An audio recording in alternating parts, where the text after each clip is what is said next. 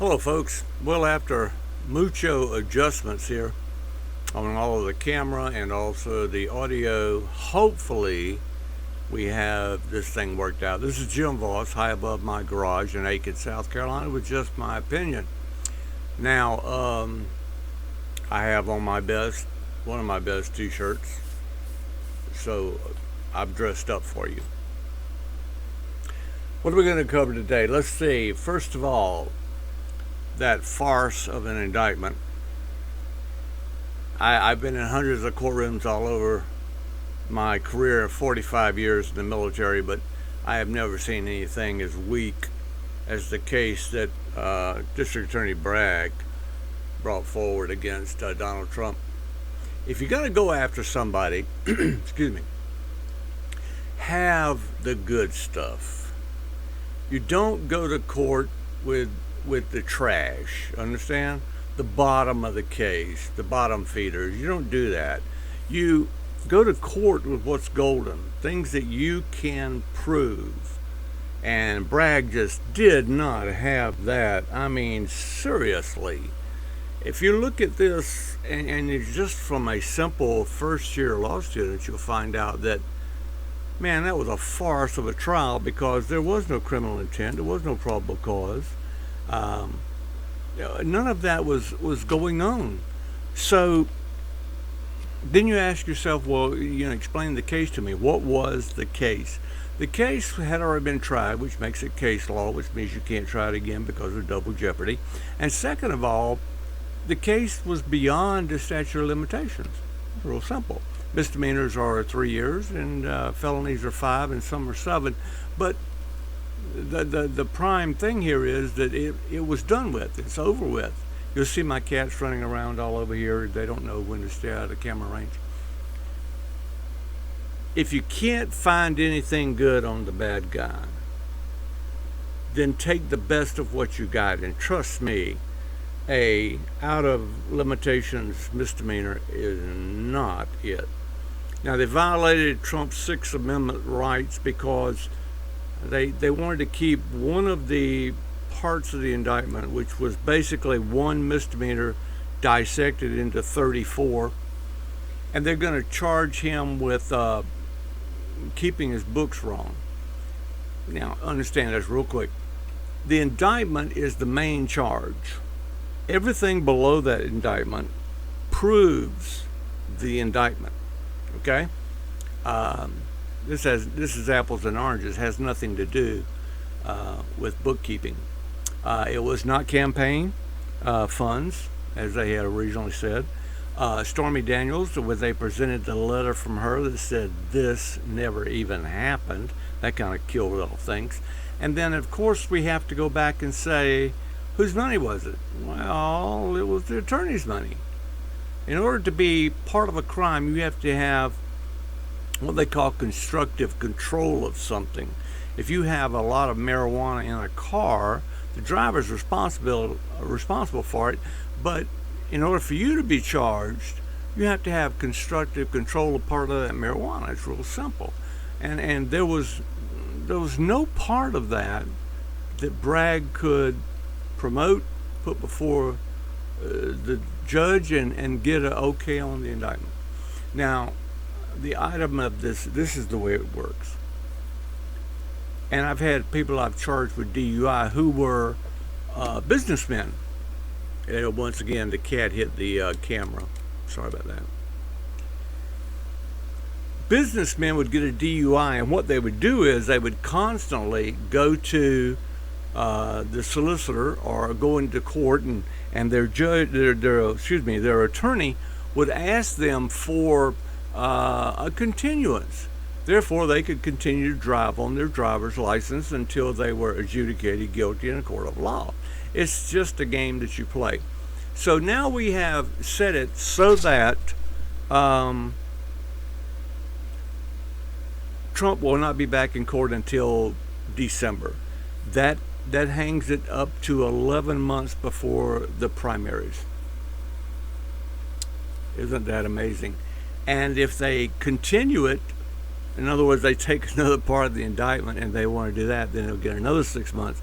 and then pretty soon we'll be at election time with this hanging over Trump's head. And I am not sure if you can run if you are awaiting trial for a supposed crime. We'll have to see how this all plays out, but this reeks of politics. Of course it does. Bragg's office actually turned this case down. Bragg turned it down some time ago. The district attorney, his predecessor, turned it down, and the attorney general turned it down. So I mean, what? Not what? Why? Why would he take it to court? Well, I'll tell you why. There was a Obama and also a Biden appointee who is not an attorney was sent there to the office to force Bragg to go forward with this, and I think it's a bunch of bullshit. But anyhow, that's my personal opinion. We'll see what happens. Next, in my previous podcast, I described to you how we could not have a land war with Russia or with China, especially they would not be on our shores. And this is the way it goes. If you have 500 aircraft here and you want to get to from Russia to the United States, they will not make it. I mean, they will not. You've got to have a way to get those aircraft either refueled or keep them on a carrier until you get closer to the United States, and then you launch the aircraft. But they can't make it back to that carrier. Let's say they're halfway. By the time you dropped your bombs, you'd have them crashing into the ocean because they wouldn't have enough fuel to get back to the carrier. So here is the deal. Right now, we have 20 mega aircraft carriers and helo carriers. Okay? We have a total of 368 in-flight refuel aircraft. In other words, we can launch our planes from Charleston, South Carolina if we wanted to, refuel them in the air, refuel them on the way back, and they would make it back to Charleston. But what we would do is take our aircraft carriers and put them about midway, not midway in the island, but midway in the ocean, launch them, they'll go and they'll hit the target, and on the way back we can refuel them, or on the way there we refuel them. It doesn't make any difference.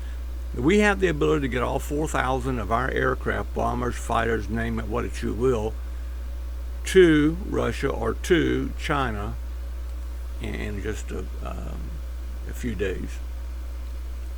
Russia has one aircraft carrier, and 4 in-flight refueling aircraft. In-flight refuelers. They could not get, by the time you suck that in-flight refueler dry, he's got to go back and fill up. You could not get 5 aircraft from Russia to the United States. That's just all there is to it. And if they put that carrier out there, even with a carrier group around it, we'd sink that sucker in a heartbeat. Then it would have no way to land, be repaired, fuel up, go again, blah, blah, blah. Not going to happen. Now, China has 10 in-flight refuelers. Only 10. And 2 of those are the older models, not working too well. So between the Soviet Union and Russia, we have probably, let's say statistically, they have 18, but they actually have more, like 14. Can't refuel them in the air, don't have enough planes. China has 3, of which one is their mega carrier. One of them is not fit for sea, so we'll say they have 2. So between China and Russia, they have 3 aircraft carriers. We have 20. It's way outnumbered. If we came across in one giant flank and we put them 10 miles apart, giving us basically a 400-mile stretch of the ocean where we're launching and sending off aircraft, they could not fight us. Could not happen. Plus, you got to consider they're going to lose a lot of aircraft in the air because our boys are, and ladies, our ladies and gentlemen who are flying our aircraft are hot. They're aces. We have better technology than they do. The thing of it is China has the money but not the technology. Russia has the technology but no money. They're broke. They've spent every dime they've got on the war with Ukraine. Which, by the way, let me put this in here as a little ditty. We must make sure that the Ukraine defeats Russia. Why? If Russia wins, China wins. Now, how would you like to have a launching base right there in Ukraine for us? If he's going to be an ally after the fact, just think of how strategic that would be. Not having one like in the middle of the ocean, no. I'm talking about right on the Kremlin's doorstep. That's why that we have to make sure that Zelensky and his people get the win in this one. Now, let's talk about digitizing money. Nope, we have to go back. I'm sorry. So this leads us to what? A nuclear war. I just don't believe it's going to happen. This is the reason. China only has 300 nuclear warheads and the ability to get it there. Okay, 300 missiles. Russia has 5,508. We have 5,208. In other words, we have enough nukes to waste the entire world. And so does Russia. China wishes to rule the world. I don't give a damn what anybody says about China being Russia's best friend. They're not. When you're dealing with a communist nation, it's the last man standing, and then whoever, ting tong bing bong, or the czar, or whoever's over there will be the head guy. They'll fix it up. That's the way it's going to be. So Russia better not depend too much on China, and China sure as hell better not depend too much on Russia. Why will we not have a nuclear war? You got to understand the Oriental mind. Let me rattle my sabers. I taught terrorism for a long time with the Department of Energy. Now, this is the way it goes. I don't have to shoot you. I don't have to drop a bomb on you. I don't have to launch a nuclear missile your way. I just have to make you believe that I would. That's the goal of a terrorist. That's the goal of the Chinese. We'll rattle our sabers. We'll make these little war games around Taiwan, and we'll get you all scared, and then we'll talk about nuclear war, and we'll talk about severe repercussions if we should help Taiwan out. Listen to me, folks. The Chinese want to rule the world. They do not want to rule a dead world. No one, no Chinese, no Russians, no Americans, no South Americans, nobody is going to survive nuclear winter. One, the plumes will be extremely high. The plumes will be caught by the trade winds. The trade winds will take that radiation across the world. Let's just say that we stop half, and they stop half of ours. You're still talking about 4,000 nuclear warheads hitting Moscow, Washington, D.C., whatever's close to Moscow, I don't know, Atlanta, New York, California. You know. See, what did I tell you? I can't do a podcast for these cats. That's my wife's cats. So anyhow, let's talk about, let me stop it just a minute, see if I can get rid of the cats. My apologies. Normally they're very docile and they lay down and they sleep until they see the camera running and see me in the television, then they want to play.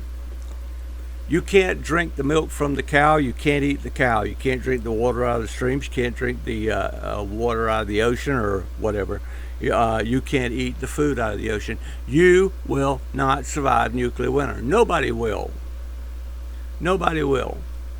I don't care how remotely you live, or how in the business area you live, or how in the suburbs you live. You're not going to survive. I don't care if you crawl under your desk or not. It's not going to happen. It is not the explosion that kills you. It's that plume of intense radiation. You're talking about bombs that are 100 times bigger than what was used on Nagasaki. Okay? In Japan. So you remember the devastation. You've seen the pictures from that. And Hiroshima, same way. Just fried down to the ground. But that's not what killed all the people.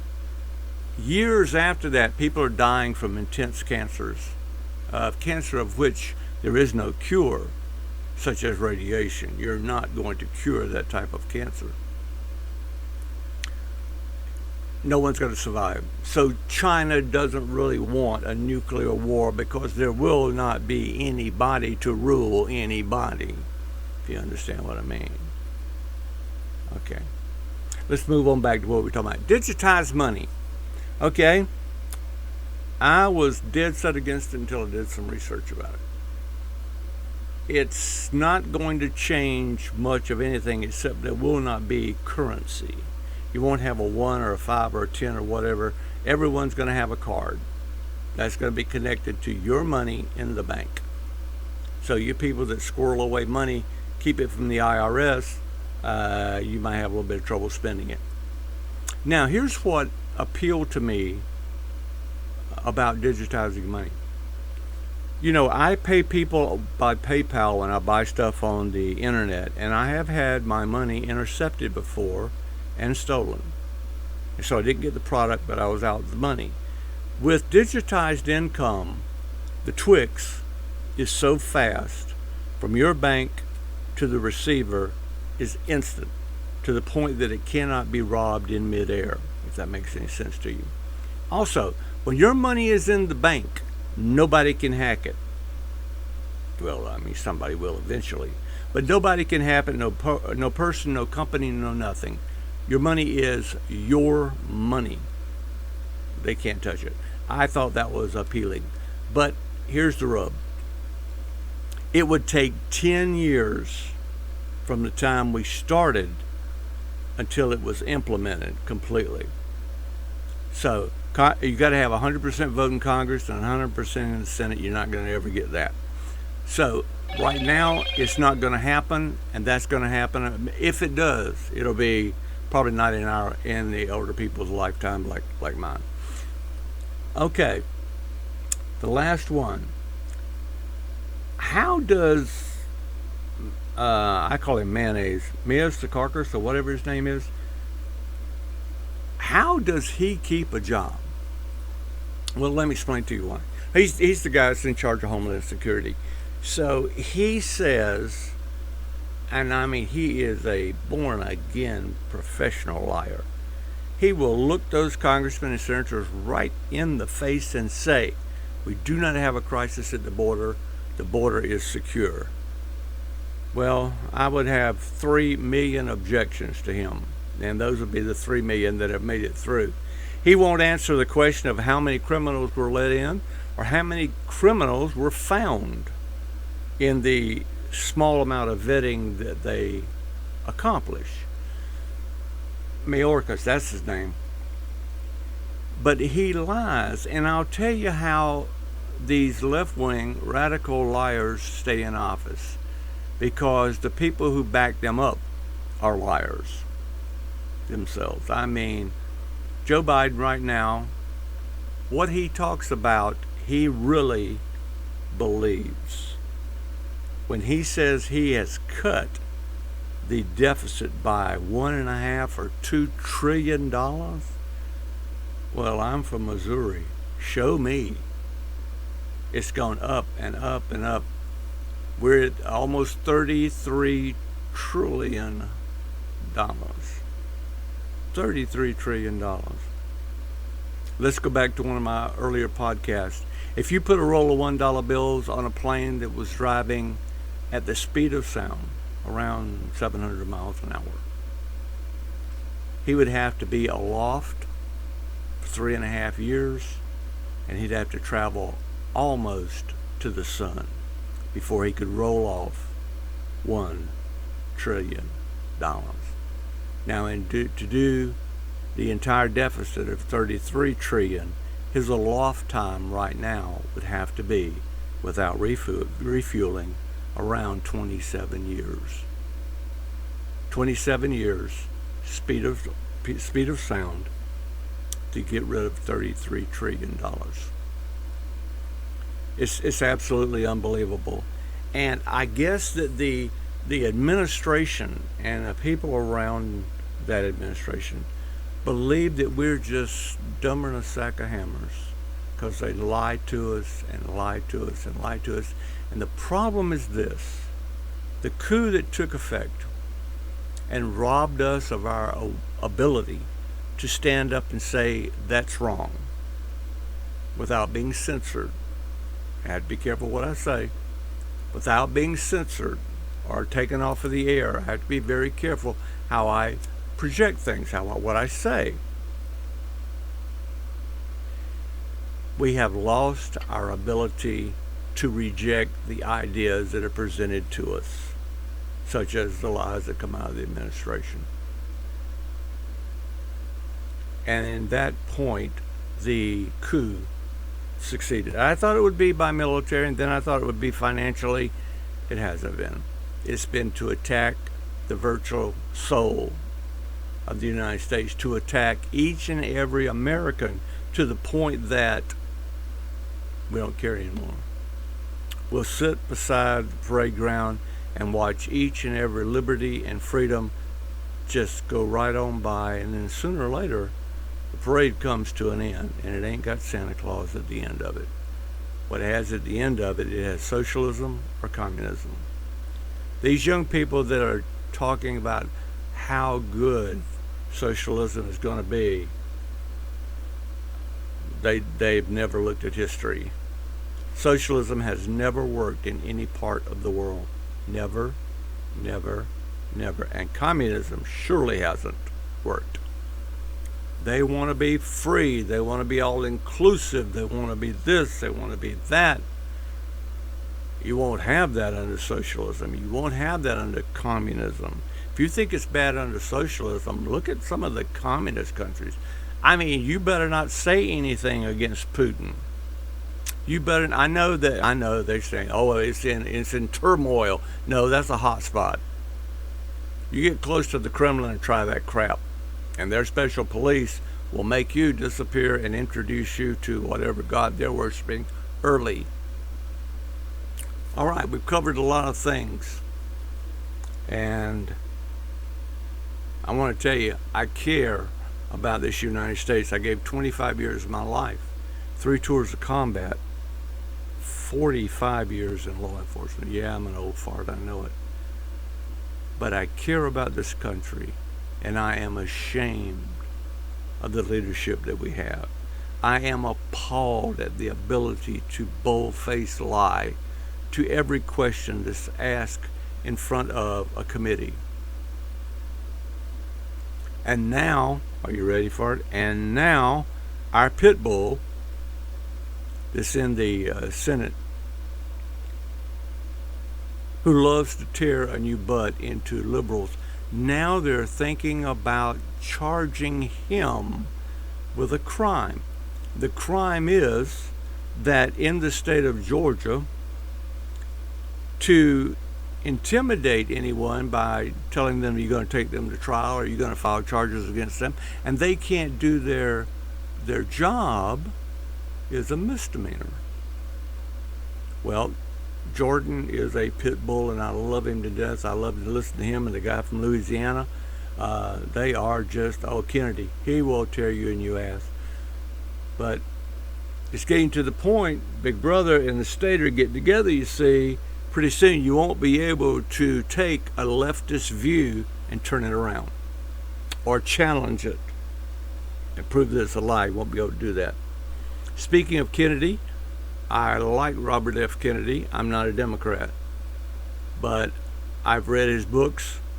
Extremely intelligent guy. The Democrats don't want him because he can be in the center. He can find common ground. But he does not like the woke society.